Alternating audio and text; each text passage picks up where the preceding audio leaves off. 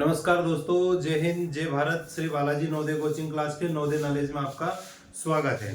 तो आप देख रहे हैं नवोदय नॉलेज, जहां पर वर्ष 2025 के बारे में आपको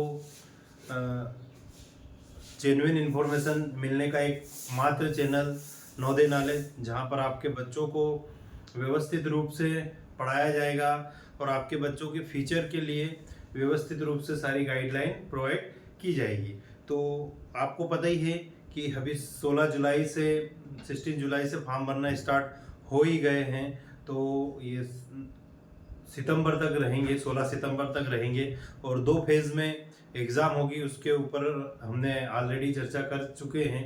एक 18 जनवरी को है और एक 12 अप्रैल को है। तो जो शीतकालीन प्रदेश हैं वहाँ पर अप्रैल में एग्ज़ाम होगी और जो रिसेंटली समर बाउंड वाले हैं उसमें 18 जनवरी को एग्ज़ाम होगी। तो हम यहाँ पर आज बात कर लेते हैं कि फॉर्म भरना कौन से डॉक्यूमेंट से उचित रहेगा, कि फॉर्म भरना सबसे अच्छा कौन से डॉक्यूमेंट से रहेगा। तो मैं यहाँ पर छोटा सा टॉपिक लेके आया हूँ कि आधार से फॉर्म ना भरें, मूल निवासी या रेसिडेंशियल सर्टिफिकेट से फॉर्म भरे, आवास प्रमाण पत्र या रेसिडेंशियल सर्टिफिकेट या मूल निवासी। तो दोस्तों क्या होता है कि जब हम आधार से फॉर्म भरने जाते हैं तो जैसे हमने हमारा आधार नंबर आधार डिजिट हमने इंटर करी, जो भी आधार नंबर हम इंटर करते हैं तीसरे या चौथे कॉलम में आता है वहां पर, तो वैसी की वैसी इंफॉर्मेशन जो बच्चे के आधार में रहेगी, बच्चे का आधार चाहिए, जो बच्चे के आधार में इंफॉर्मेशन रहती है वो की वही सारी की सारी पेस्ट हो जाती है। अब इसमें मैं आधार से इसलिए मना कर रहा हूँ कि कहीं कहीं बच्चों की बर्थ डेट गलत है, कहीं कहीं बच्चे का पूरा नाम नहीं है, सिर्फ आयुषी है, उसके आगे किसी भी प्रकार का कोई सरनेम नहीं लगा है और स्कूल में उसका सरनेम चलता है, गोत्र चलती है।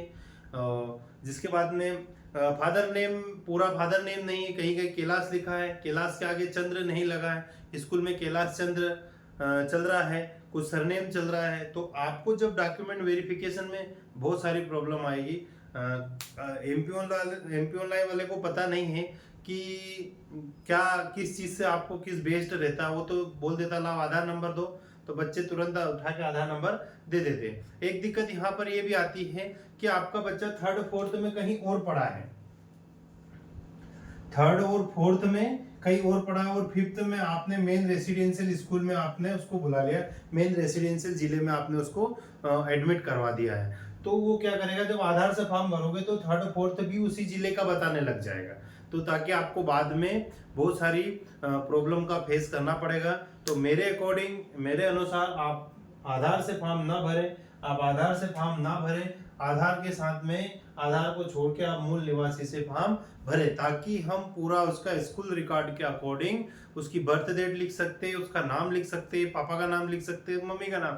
अब आधार में कहीं कहीं किसी बच्चे के आधार में राधा, मम्मी का नाम राधा ही है, वो स्कूल में राधिका चल रहा है, स्कूल में राधिका चल रहा है और आधार में राधा ही चल रहा है। अब कहीं कहीं ये देखा जाता है कि आधार से भी आप फॉर्म भरते हो तो मम्मी का नाम आधार में रहते ही नहीं, तो पापा का नाम ही फेच कर लेता है मम्मी के नाम के आगे। तो ऐसी तमाम तरह की परेशानी आ रही है, पेरेंट्स को मेरे पास कॉल भी आ रहे हैं। तो आप आधार से फॉर्म ना भरें, मूल निवासी से ही फॉर्म भरें। आधार से फॉर्म एक बार भरने के बाद में यदि किसी भी प्रकार की गलती हो गई हो तो हम उसको ठीक नहीं कर सकते हैं। मूल निवासी से हम एक बार की अपेक्षा 2 बार भी फॉर्म भर सकते हैं। तो मेरे अकॉर्डिंग आप मूल निवासी से फॉर्म भरें। तो थैंक यू, बने रहे हमारे चैनल पर नवोदय नॉलेज पर और ज़्यादा से ज़्यादा वीडियो को शेयर करें, लाइक करें और कमेंट करें। Thank you very much.